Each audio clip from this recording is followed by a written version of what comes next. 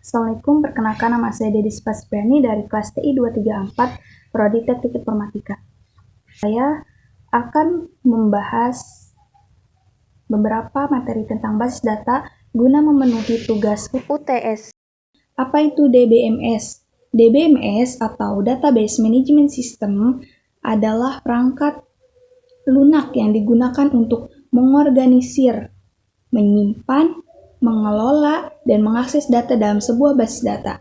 DBMS berfungsi sebagai penghubung antara pengguna atau user dengan basis data, sehingga memungkinkan pengguna untuk mengakses dan memanipulasi data dengan mudah dan efisien. Beberapa contoh DBMS yang populer adalah ada MySQL, Orangely, dan Microsoft SQL Server. Kemudian, pengertian redundansi. Redundansi data adalah kondisi di mana terdapat duplikasi atau pengulangan data yang tidak perlu dalam suatu sistem atau basis data. Dalam konteks pengelolaan data, redundansi data dapat terjadi ketika terdapat informasi yang disimpan secara berulang dalam beberapa tempat atau tabel yang berbeda. Redundansi data dapat menyebabkan beberapa masalah, seperti penggunaan ruang penyimpanan yang tidak efisien, kesulitan dalam memperbarui data, dan resiko kesalahan atau inkonsistensi data. Contoh redundansi data,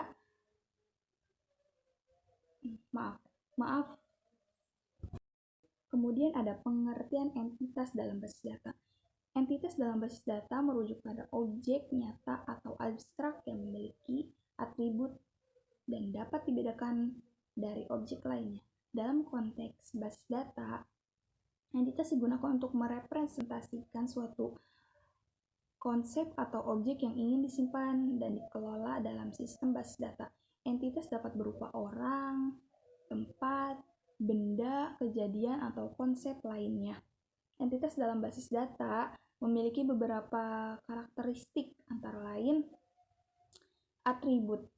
Setiap entitas memiliki atribut yang menggambarkan sifat atau karakteristik dari entitas tersebut. Misalnya, entitas dari pegawai dapat memiliki atribut seperti alamat, nomor telepon, nama. Kemudian ada kunci. Setiap entitas memiliki satu atau lebih dari atribut yang digunakan sebagai kunci untuk mengidentifikasi secara unik setiap entitas dalam basis data. Kunci ini digunakan untuk membedakan entitas satu dengan entitas lainnya. Misalnya dalam entitas pegawai, nomor identitas karyawan dapat digunakan sebagai kunci. Dan kemudian ada relasi. Entitas dapat memiliki hubungan atau relasi dengan entitas lain dalam basis data. Hubungan ini dapat berupa suatu ke satu ke banyak, atau banyak ke banyak antara entitas. Misalnya, entitas pegawai dapat memiliki hubungan satu ke banyak dengan entitas proyek yang berarti satu pegawai dan dapat terlibat dalam banyak proyek. Kemudian ada key composite. Apa itu key composite? Key composite dalam database terdiri dari dua atau lebih atribut yang bersama-sama mengidentifikasi rekaman atau entitas secara unik. Tidak seperti kunci atribut tunggal, key composite menggabungkan beberapa atribut untuk mengidentifikasi unik suatu rekaman. Hal ini sering digunakan ketika kunci atribut tunggal tidak selalu mengidentifikasi rekaman secara unik. Bagian komponen dari key composite sudah diberi nama item dalam database, sehingga mudah untuk diimplementasikan dalam skema database. Ketika terjadi perubahan pada data, indeks juga perlu disesuaikan yang dapat mempengaruhi kinerja database. Ada berapa jenis arsitektur dalam basis data?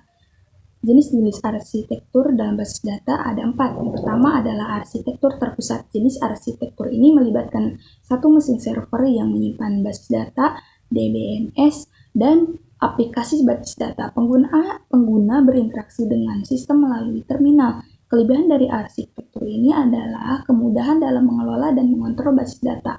Tetapi beban kerja yang berat ditempatkan pada komputer pusat. Kemudian yang kedua ada arsitektur client server. Jenis arsitektur ini melibatkan beberapa komputer yang terhubung dalam jaringan. Komputer server menyimpan basis data dan DBMS sementara. Komputer klien digunakan oleh pengguna untuk mengakses dan memanipulasi data.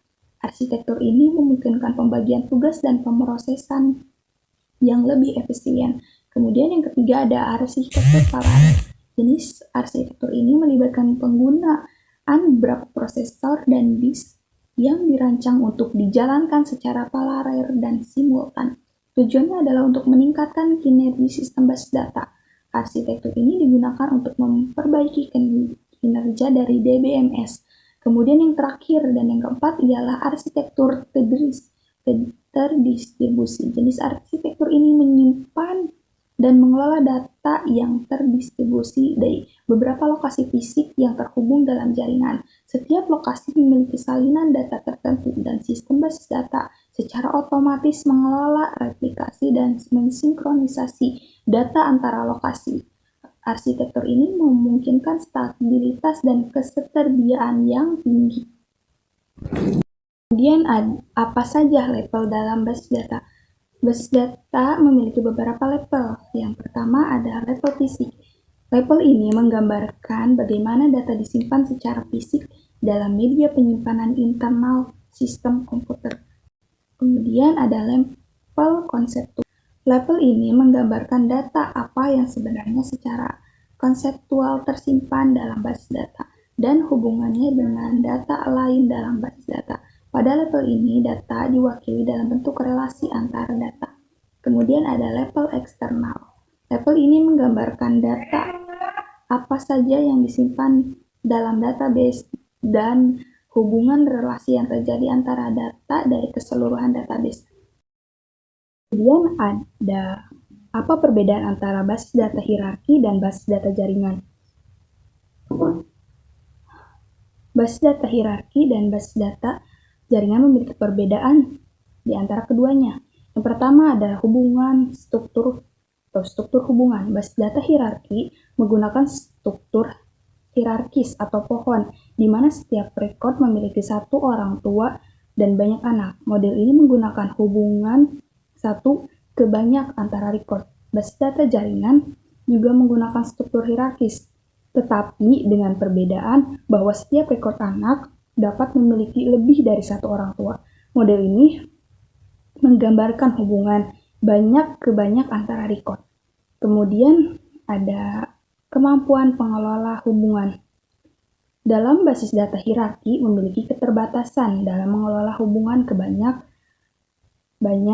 antara rekod. Model ini lebih cocok untuk menggambarkan hubungan satu ke banyak.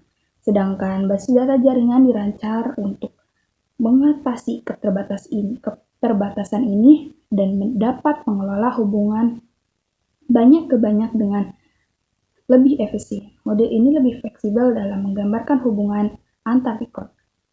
Jadi, perbedaan utama antara basis data hierarki dan basis data jaringan adalah terletak pada struktur hubungan, kemampuan pengelola hubungan, kompleksitas struktur, dan penggunaan dalam aplikasi tertentu. Kemudian ada perbedaan antara relational database dan entity relationship.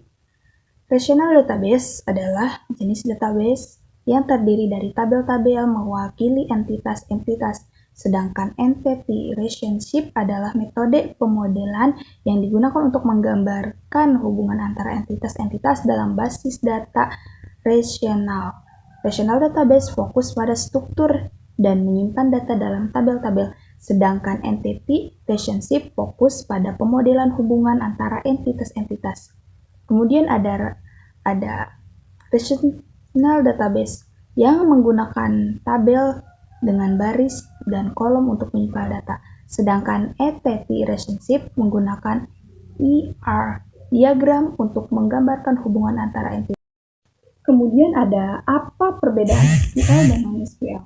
Perbedaan antara SQL dan non-SQL. Perbedaan utama antara keduanya terdapat pada struktur data. SQL adalah basis data yang rasional, menggunakan skema tabel untuk menyimpan data. Sedangkan non-SQL adalah basis data yang non-rasional dan tidak menggunakan skema tabel. Ada di skalabilitas. SQL lebih cocok untuk aplikasi dengan skala kecil hingga menengah.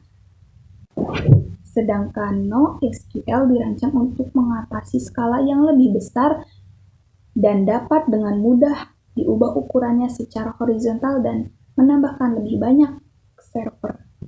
Kemudian ada di fleksibilitas. SQL memiliki skema yang lebih ditentukan sebelumnya, yang berarti struktur tabel dan hubungan antara tabel harus didefinisikan sebelum data dimasukkan. Sedangkan NoSQL memiliki skema yang dinamis dan fleksibel.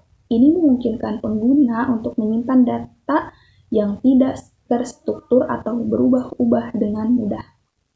Kemudian perbedaan di keduanya ada pada performa.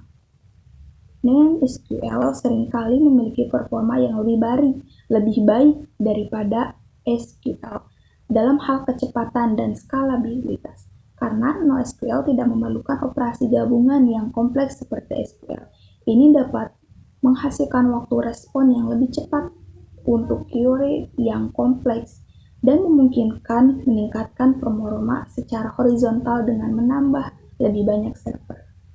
Dan yang terakhir, perbedaannya terdapat pada kasus penggunaan. SQL umumnya digunakan dalam aplikasi yang membutuhkan keakuratan dan konsistensi data, seperti sistem manajemen basis data tradisional dan sistem keuangan. Sedangkan NoSQL lebih cocok untuk aplikasi yang membutuhkan skalabilitas tinggi, fleksibilitas skema, dan penggunaan data yang tidak struktur.